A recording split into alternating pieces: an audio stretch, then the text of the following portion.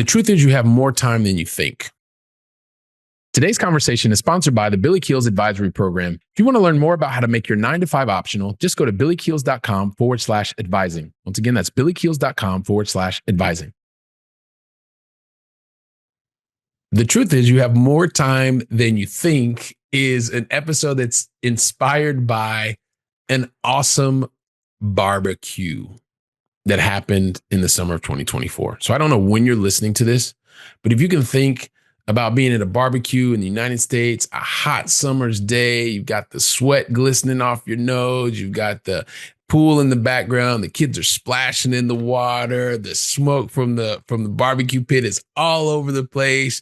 You got a couple cold beverages, you got a couple of chips, all this other kind of stuff, and all kind of wonderful fixins on the grill.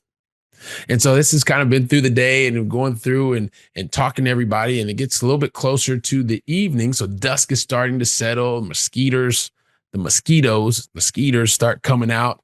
They are biting you. So you go out and you put on the those lamps, and you put the lamps on and they kind of kick off this sweet smelling smoke. Like this is the kind of atmosphere that's going on. And they even put the grill on and sorry, not the grill, but the chimney, put the chimney on. It's like one of those outdoor chimneys in the ground and stuff like that. And so it's super awesome. This has been a really, really good time. And so you're thinking, Billy, but what does all this have to do with time? Well, as I'm at this barbecue, having a lot of fun, a lot of laughs, there is a friend, and this friend we're going to call P, just for the purposes of this episode.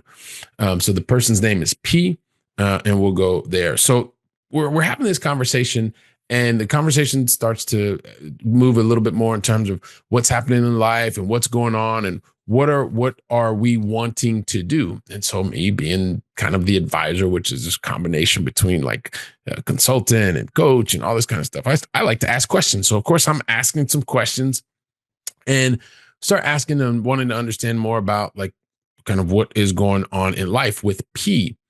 And P makes the comment. This is going to be a really brief episode, by the way, because, well, I'll tell you what this episode is really about, even though I called it The Truth Is You Have More Time Than You Think, because when I get to the story, there's like literally one word that this whole episode is about, and you'll figure it out probably halfway through. Anyway, so she tells me that that she is super, super busy.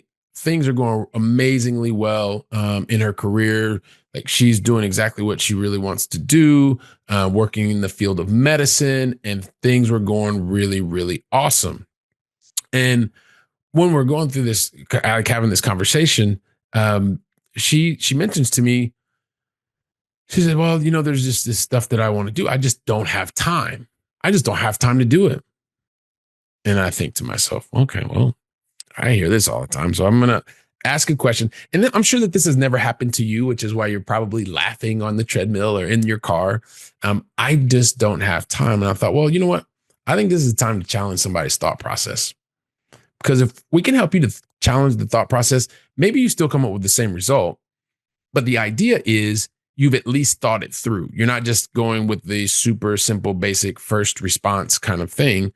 And so I thought it was good for me to challenge the thought process. So we were talking about specifically being able to do more for herself and be able to take more care of herself, right? Is one of the things. Or she wanted to learn, she would take care of herself, and she also wanted to learn a new skill. Wanted to learn, I'll just say it was playing the piano. She wanted to play the piano. Although I think if she listens to this episode, she knows what she said she wanted to learn how to do. But challenging the thought process, what I want to share with you is this whole notion of I don't have time. Well, the thing is the truth is you have more time than you think, but you just have to stop and walk it through, talk it through, think it through. And so we did a very basic exercise. And if you've never heard me do this before or something similar to this, well, now's your first time. Congratulations. But we started to understand this whole notion of time. And the first thing was, okay, well, 168, what does 168 mean to you? I'm going to give it like 2 seconds. I don't normally get very quiet, but what is 168 to you? You've probably already said it 2 or 3 times. You're probably thinking, well, Billy, give me some more context. Well, I wanted to start with a number just like I did with P this day and said, okay, do you know what 168 means? Or what is its significance? Well, if you don't know, 24 hours a day times 7 days a week is the answer is 168. 168 hours is the number of hours or currency that you have to use every single week.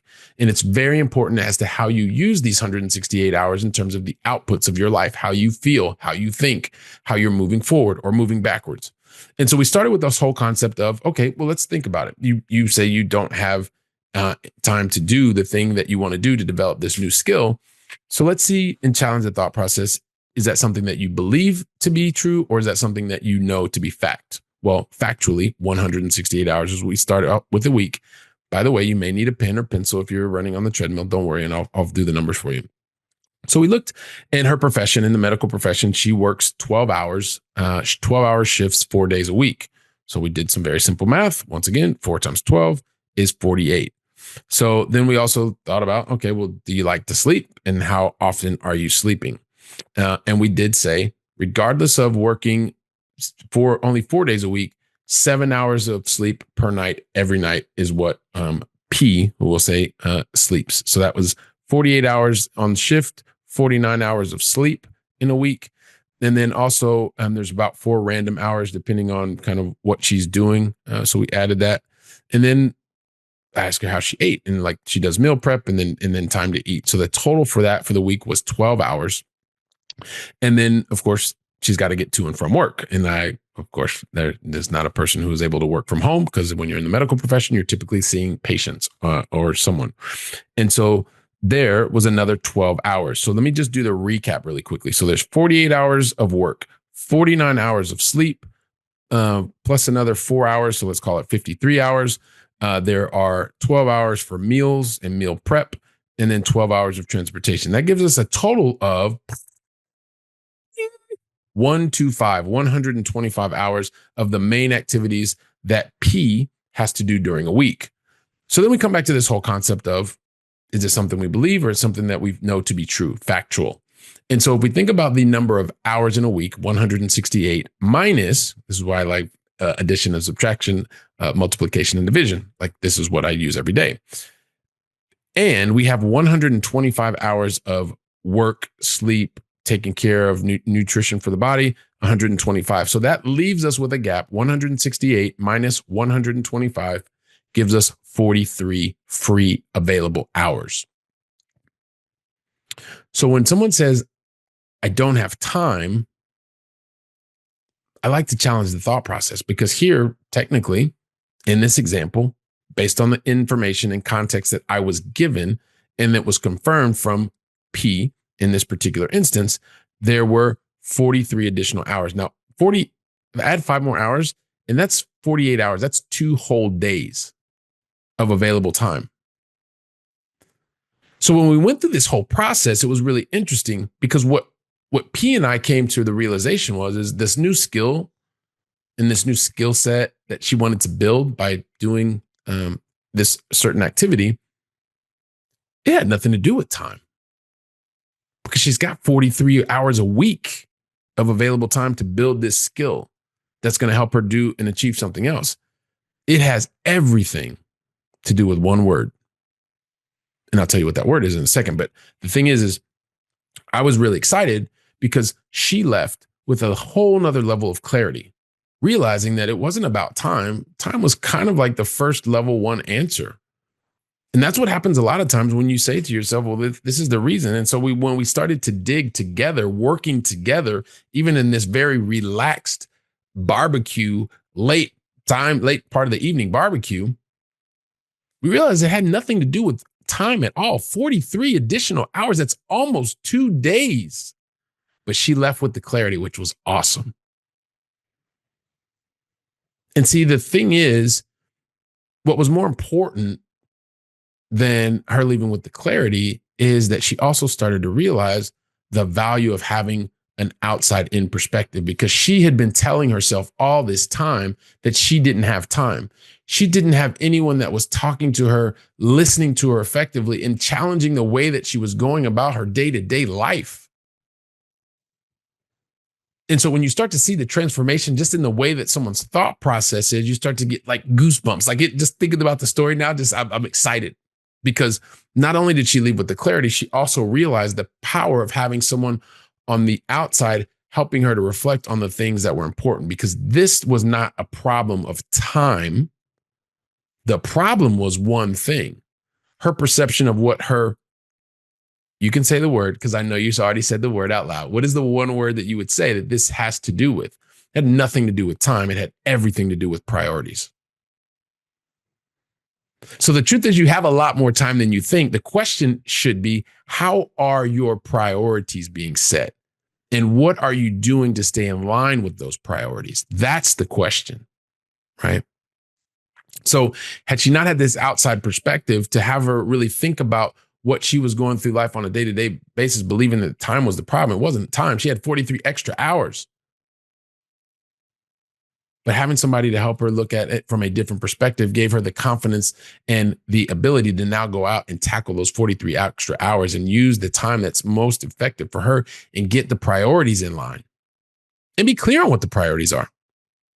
So listen, the truth is, you have a lot more time than you think. I wanted to share that with you. Hopefully this has made an impact on you. The idea, the concept, it's about priorities. It's not about time in this specific example. And you do have more time than you think. It's about how are you effectively setting your priorities and following through on them. You know somebody that needs to listen to today's episode. Would be grateful for you to share it with them. And more importantly, go from the theory of what this is talking about, get on the phone with them, get on a Zoom with them, go meet face-to-face for coffee and talk about the concepts in today's episode. Because while you're doing that, I'll be here, I'll be preparing another episode and be ready to deliver another one for you. So until then, go out and make it a great day. And thank you very, very, very much. Today's conversation was sponsored by the Billy Keels Advisory Program. If you're looking to make your 9-to-5 optional and need some help, just go to billykeels.com/advising. Once again, that's billykeels.com/advising.